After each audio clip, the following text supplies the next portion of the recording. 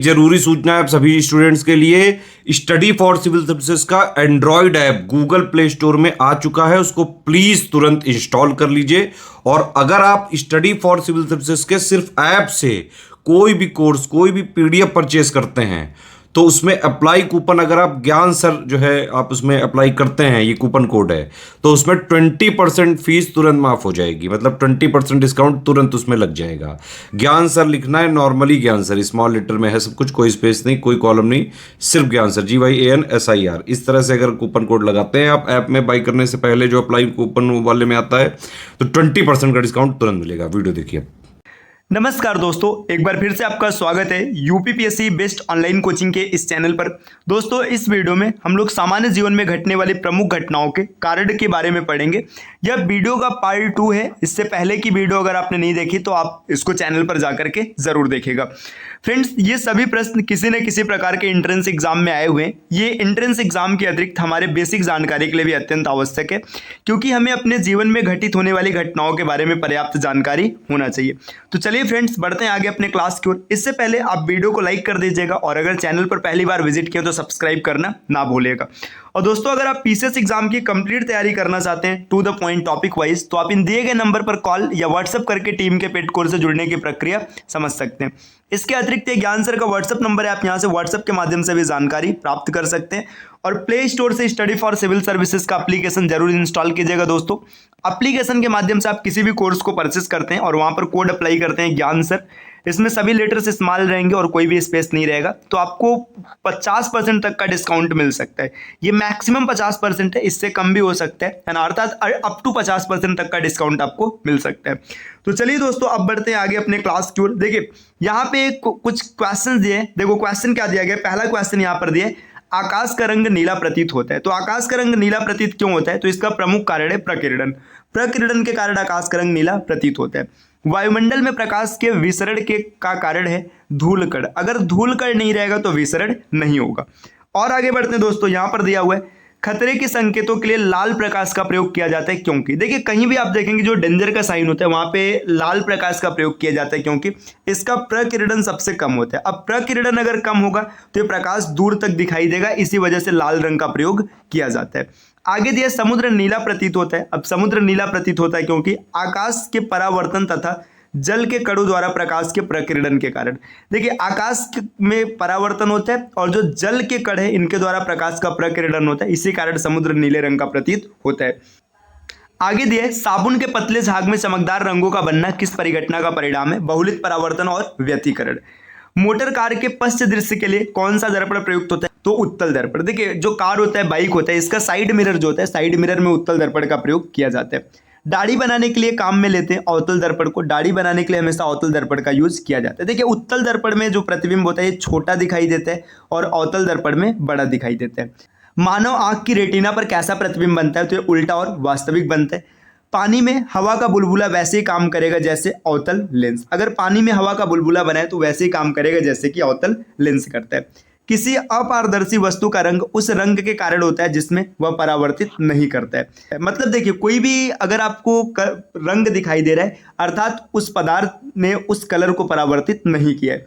चलिए दोस्तों, और आगे बढ़ते हैं। यहां पर दिया है, लाल कांच को अधिक ताप पर गर्म करने पर वह दिखाई देगा। अगर लाल कांच को अगर आप अधिक गर्म करेंगे तो हरे रंग का दिखाई देगा। यह भी पॉइंट याद रखिएगा। यहां पर दिया हरा रंग।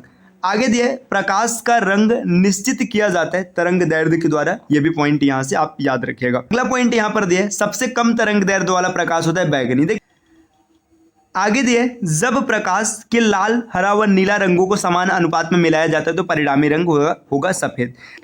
अगला पॉइंट दिया है, कैमरे में किस प्रकार का लेंस उपयोग में लाया जाता है? तो इसका उत्तर हो जाएगा उत्तल लेंस। नेक्स्ट, आइरिस का क्या काम होता है? तो आंख में जाने वाले प्रकाश की मात्रा को नियंत्रित करना यह आइरिस का काम है। निकट दृष्टि दोष से पीड़ित व्यक्ति के चश्मे में प्रयोग किया जाता है अवतल लेंस। अगर निकट दृष्टि दोष होगा तो अवतल लेंस का उपयोग किया जाएगा और दूर दृष्टि दोष होगा तो उत्तल लेंस का उपयोग किया जाता है। और आगे बढ़ते हैं दोस्तों, यहां पर दिया है, दूरदृष्टि दोष के निवारण में काम में लेते हैं। देखो, इस पॉइंट की चर्चा हम लोग पहले ही कर चुके हैं। अगर दूरदृष्टि दोष रहेगा तो उसमें उत्तल लेंस का प्रयोग किया जाएगा। नेक्स्ट, यहां पर दिया, दूरबीन का आविष्कार किया था गैलीलियो ने। अच्छा पॉइंट है। आंख की रेटिना की परंपरागत कैमरा की किस भाग से तुलना की जा सकती है? फिल्म से। नेक्स्ट, किसी आवेशित चालक का संपूर्ण आवेश उसके बाहरी पृष्ठ पर रहता है। वस्तुओं का आवेशन किसके स्थानांतरण के परिणाम स्वरूप होता है? तो आवेशन इलेक्ट्रॉन के स्थानांतरण के परिणाम स्वरूप होता है। दो स्थिर आवेशों के बीच लगने वाला बल उनकी मात्राओं के गुणनफल के अनुक्रमानुपाती तथा उनके बीच के दूरी के वर्ग के व्युत्क्रमानुपाती होता है। यह नियम है कूलॉम का नियम। देखिए यहाँ पे कूलम्ब लिखा है, ये इंग्लिश में लिखा गया, हिंदी में कूलॉम कहते हैं। किसी विद्युत परिपथ में इकाई धन आवेश को एक बिंदु से दूसरे बिंदु तक ले जाने के लिए किए गए कार्य को कहते हैं विभवांतर। देखिए किसी भी आवेश को एक बिंदु से दूसरे बिंदु तक ले जाने में जितना कार्य करना होता है उसे विभवांतर कहा जाता है। दोस्तों और आगे बढ़ेंगे, यहाँ पर दिया सर्वाधिक विद्युत चालकता वाला तत्व कौन सा है? तो ये चांदी होता है। अति चालकता का लक्षण है उच्च पारगम्यता। अगर उच्च पारगम्यता होगा तो अत्यधिक चालक रहेगा। अधातुएं विद्युत की कुचालक होती हैं क्योंकि उनमें मुक्त इलेक्ट्रॉन नहीं होते। तांबा मुख्य रूप से विद्युत चालन के लिए प्रयोग किया जाता है क्योंकि इसकी विद्युत प्रतिरोधकता बहुत कम होती है, अर्थात निम्न होती है। आपस में जुड़ी दो आवेशित वस्तुओं के बीच विद्युत धारा नहीं बहती है यदि वे होती हैं समान विभव पर। अगर उनका पोटेंशियल समान कर दिया जाए, विभव समान कर दिया जाए, तो उनमें धारा प्रवाह नहीं होगा। प्रत्यावर्ती धारा को दिष्ट धारा में परिवर्तित करने वाली युक्ति को कहते हैं रेक्टिफायर। देखिए रेक्टिफायर का काम होता है एसी को डीसी में परिवर्तित करना। ठीक, अब इसके बाद देखिए डीसी को एसी में जो परिवर्तित करता है वो इन्वर्टर होता है और ट्रांसफार्मर एसी को एसी में ही रखता है, बस उसके पोटेंशियल को चेंज कर देता है। देखिए और आगे बढ़ेंगे, देखिए यहाँ पर दिया हुआ है विद्युत फिटिंग्स में एक तार को भू संपर्कित किया जाता है। इसका कारण है यदि लघु पतन हो जाए तो धारा भूमि में चली जाएगी। घरों में लगे पंखे बल्ब आदि लगे होते हैं समांतर क्रम में, अच्छा पॉइंट है, याद रखना। यदि किसी चालक के सिरों के बीच विभवांतर उसमें बहने वाली धारा के समानुपाती होता है तो यह नियम किसका नियम है? ओम का नियम। देखिए सीधा सीधा यहाँ पे विभवांतर और उसमें धारा मतलब V प्रोपोर्शनल टू I, यहाँ पे प्रोपोर्शनल हटाएंगे तो कांस्टेंट आएगा जिसे कि R कहते हैं रेजिस्टेंस। विशिष्ट प्रतिरोध का SI मात्रक होता है ओम मीटर। और आगे बढ़ेंगे दोस्तों, यहाँ पर दिया है यदि 3 ओम और 6 ओम के प्रतिरोध समांतर क्रम में जुड़े हो तो संपूर्ण प्रतिरोध कितना हो जाएगा? 2 ओम। देखिए अगर समांतर क्रम की बात करेंगे तो इसका फार्मूला हो जाएगा 1/R बराबर 1/R1 प्लस 1/R2, और यही श्रेणी क्रम में रहेगा तो R is equal to R1 plus R2, ये फार्मूला यूज किया जाएगा। शुष्क सेल में कौन सी ऊर्जा पाई जाती है? रासायनिक ऊर्जा। आगे दिए एक समान शुष्क सेल में विद्युत अपघट्य होता है अमोनियम क्लोराइड। फिर आगे दिए एक कार बैटरी में प्रयुक्त विद्युत अपघट्य होता है सल्फ्यूरिक अम्ल। अगर कार बैटरी की बात करेंगे तो इसमें सल्फ्यूरिक अम्ल का प्रयोग किया जाता है। शुष्क सेल एक प्रकार की प्राथमिक सेल होती है ना। लोहे के ऊपर जिंक की परत चढ़ाने को क्या कहते हैं? गैल्वेनाइजेशन, अर्थात लोहे पर जिंक का जो परत चढ़ाया जाता है इसे गैल्वेनाइजेशन कहते हैं। विद्युत अपघटन संबंधी नियम किसने प्रतिपादित किया? तो फैराडे ने नियम दिया था। विद्युत फ्यूज में इस्तेमाल किया जाने वाला मिश्र धातु होता है निम्न विशिष्ट प्रतिरोध एवं निम्न गलनांक का होना चाहिए। आमतौर पर सुरक्षा फ्यूज लगाने के लिए प्रयोग की जाने वाली तार किस पदार्थ की बनी होती है? टिन और शीशे की एक मिश्र धातु होती है। दोस्तों और आगे बढ़ेंगे, यहाँ पर दिया विद्युत हीटर का जो एलिमेंट होता है किस धातु का बना होता है? तो हीटर का एलिमेंट नाइक्रोम का बना होता है। 100 वाट वाले बल्ब 10 बल्ब प्रतिदिन 1 घंटा जलते हो तो प्रतिदिन कितनी विद्युत ऊर्जा का खपत होता है? 1 यूनिट का। नेक्स्ट दिया तड़ित चालक का आविष्कार किसने किया था? बेंजामिन फ्रैंकलिन ने। विद्युत धारा का चुंबकीय प्रभाव सर्वप्रथम अवलोकित किया था, ये ओल्स्टेड द्वारा किया गया था, है ना। विद्युत चुंबकीय प्रेरण के नियमों का उपयोग किसको बनाने में किया जाता है? तो जनित्र अर्थात जनरेटर को बनाने में किया जाता है। विद्युत मोटर किस सिद्धांत के अनुसार कार्य करती है? फैराडे के नियम के अनुसार विद्युत मोटर कार्य करती है। लेंज का नियम किसके लिए आवश्यक है? ऊर्जा संरक्षण के लिए, है ना। परमाणु में के नाभिक में होते हैं प्रोटॉन और न्यूट्रॉन। देखिए इलेक्ट्रॉन परमाणु नाभिक में नहीं होते। न्यूट्रॉन की खोज किया था चैडविक ने, है ना। अगर इलेक्ट्रॉन की बात करेंगे तो ये जे टॉमसन ने किया था, और प्रोटॉन की बात करेंगे तो रदरफोर्ड ने किया था। और आगे बढ़ते हैं दोस्तों, यहाँ पर देखिए क्या दिया, परमाणु क्रमांक, एटॉमिक नंबर की बात कर रहे हैं तो परमाणु क्रमांक होते हैं नाभिक में उपस्थित प्रोटॉनों की संख्या। जिस तत्व के परमाणु में 2 प्रोटॉन और 2 न्यूट्रॉन और 2 इलेक्ट्रॉन तो उसकी द्रव्यमान संख्या कितनी होगी? 4, क्योंकि इलेक्ट्रॉन का द्रव्यमान संख्या से कोई लेना देना नहीं होता है, 2 और 2 4 हो जाएगा। नाभिक का आकार होता है 10⁻⁻15 मीटर, इसे फर्मी भी कहा जाता है, एक फर्मी भी आप बोल सकते हैं। चलिए दोस्तों और आगे बढ़ते हैं, यहाँ पर दिए पॉजिट्रॉन की खोज किसने की थी? तो एंडरसन ने पॉजिट्रॉन की खोज की थी, अच्छा पॉइंट है, याद रखिएगा। हाइड्रोजन परमाणु के न्यूक्लियस में प्रोटॉन की संख्या कितनी होती है? 1, अर्थात हाइड्रोजन के नाभिक में 1 प्रोटॉन होते हैं। इलेक्ट्रॉन की खोज किसने किया था? थॉमसन ने, अभी हम लोगों ने पीछे देखा है। इलेक्ट्रॉन वहन करता है 1 यूनिट रेड आवेश, अर्थात इलेक्ट्रॉन का जो आवेश होता है 1.6 गुणे 10⁻⁻19 कूलाम का रेड आवेश होता है। नेक्स्ट दिया ऐसे परमाणु जिनके परमाणु क्रमांक समान परंतु परमाणु द्रव्यमान भिन्न भिन्न होते हैं उन्हें समस्थानिक कहते हैं। समस्थानिक गुण पाए जाते हैं तत्व में, है ना, समस्थानिक गुण तत्वों में होते हैं। एक भारी नाभिक के दो हल्के नाभिकों में टूटने की प्रक्रिया को नाभिकीय विखंडन कहते हैं। देखिए, अगर टूटेगा तो उसे नाभिकीय विखंडन कहेंगे और आपस में जुड़ेगा तो नाभिकीय संलयन कहेंगे। दो हल्के नाभिक मिलकर भारी नाभिक का निर्माण करते हैं, इस प्रक्रिया को कहते हैं नाभिकीय संलयन। दोस्तों और आगे बढ़ते हैं। देखिए यहाँ पर दिया परमाणु बम किस सिद्धांत पर बने होते हैं, तो परमाणु बम जो बना होता है ये नाभिकीय विखंडन के सिद्धांत पर बना होता है। और यहीं पर अगर हाइड्रोजन बम की बात करेंगे तो ये नाभिकीय संलयन के आधार पर बना है। रेडियो सक्रिय पदार्थ उत्सर्जित करता है अल्फा बीटा गामा किरणों को। दोस्तों यहाँ पे कुछ नंबर्स दिए गए, अगर आप टीम के पेड कोर्सेज से जुड़ना चाहते हैं पीसीएस एग्जाम के कंप्लीट प्रिपरेशन के लिए, तो आप इन दिए गए नंबर पर कॉल या व्हाट्सएप करके टीम के पेड कोर्स से जुड़ने की प्रक्रिया समझ सकते हैं। ये ज्ञान सर का व्हाट्सएप नंबर है, आप यहाँ से व्हाट्सएप के माध्यम से भी जानकारी प्राप्त कर सकते हैं। और चाहे तो आप प्ले स्टोर से स्टडी फॉर सिविल सर्विसेज का एप्लीकेशन भी इंस्टॉल कर लीजिएगा। एप्लीकेशन के माध्यम से आप किसी भी कोर्स को परचेस करेंगे तो आपको अप टू 50% तक का डिस्काउंट मिल सकता है। चलिए और आगे बढ़ते हैं। देखिए यहाँ पर क्या डेटा दिया गया, तो यहाँ पर देखिए कोबाल्ट 16 आमतौर पर विकिरण चिकित्सा में प्रयुक्त होता है क्योंकि यह उत्सर्जित करता है गामा किरणें। देखिए कोबाल्ट 60 से क्या होता है कि कैंसर का इलाज किया जाता है, विभिन्न प्रकार के रोगों का इलाज किया जाता है क्योंकि इससे गामा से किरणें निकलती हैं। नाभिकीय रिएक्टर में किसे मंदक के तौर पर यूज किया जाता है, ग्रेफाइट को। नेक्स्ट आगे यहाँ पर दिया परमाणु पाइल का प्रयोग कहाँ होता है, नाभिकीय विखंडन के प्रचालन में।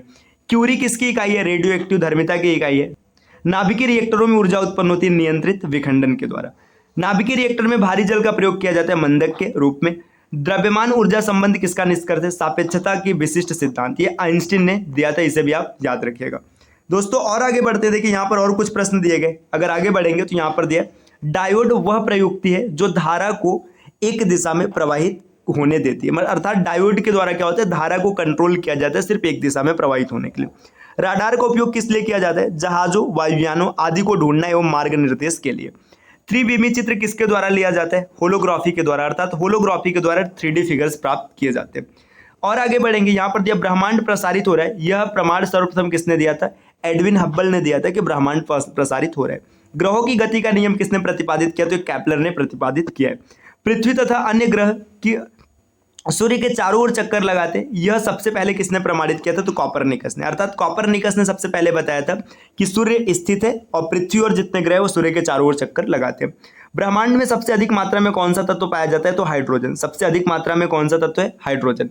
देखिए यहाँ पे ब्रह्मांड की बात की गई है, वायुमंडल की बात नहीं की गई। अगर वायुमंडल कहता तो आप नाइट्रोजन को उत्तर देते, है ना। आगे दिए तारों व सूर्य में की ऊर्जा का स्रोत है नाभिकीय संलयन। तारों व आकाशगंगा का व्यास मापने के लिए प्रयुक्त होता है इंटरफेरोमीटर। तो ये भी याद रखिएगा, अच्छा है कि तारों और अगर आकाशगंगा के व्यास की बात करेंगे तो इंटरफेरोमीटर से मापा जाता है।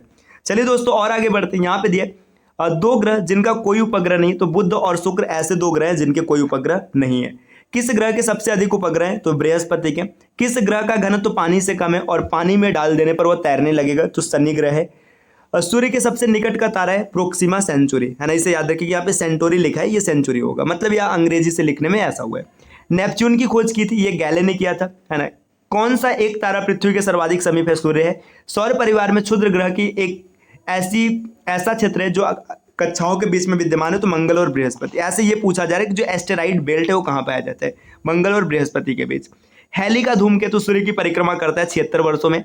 पृथ्वी सूर्य का एक चक्कर कितने समय में पूरा करती है, 365.25 दिन। यही जो 2.2525 है 4 वर्षों में मिलकर एक दिन एक्स्ट्रा बना देता है, जिससे लीप ईयर देखने के लिए मिलता है।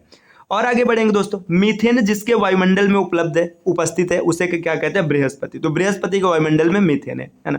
आगे दिया रिकॉर्ड करने और रिकॉर्ड की हुई डिटेक्शन को पुनः रिप्रोड्यूस करने के लिए उपयुक्त उपकरण कहते हैं डिक्टाफोन। नेक्स्ट दिया है सापेक्षता का सिद्धांत दिया था आइंस्टीन ने।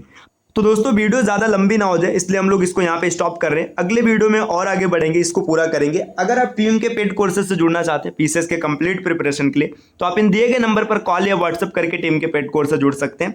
इसके अतिरिक्त ज्ञान सर का व्हाट्सएप नंबर है, आप यहाँ से व्हाट्सएप के माध्यम से भी जानकारी प्राप्त कर सकते हैं। प्ले स्टोर से स्टडी फॉर सिविल सर्विसेज का एप्लीकेशन जरूर इंस्टॉल कीजिएगा, क्योंकि एप्लीकेशन के माध्यम से अगर आप किसी भी कोर्स को परचेस करेंगे तो आपको अप टू 50% तक का डिस्काउंट मिल सकता है। इसके लिए आपको कोड अप्लाई करना है GYANSIR ज्ञान सर। इसमें सभी लेटर्स इस्तेमाल रहेंगे और कोई भी स्पेस नहीं होगा। चलिए दोस्तों आपसे मिलते हैं अगले वीडियो में, तब तक के लिए नमस्कार।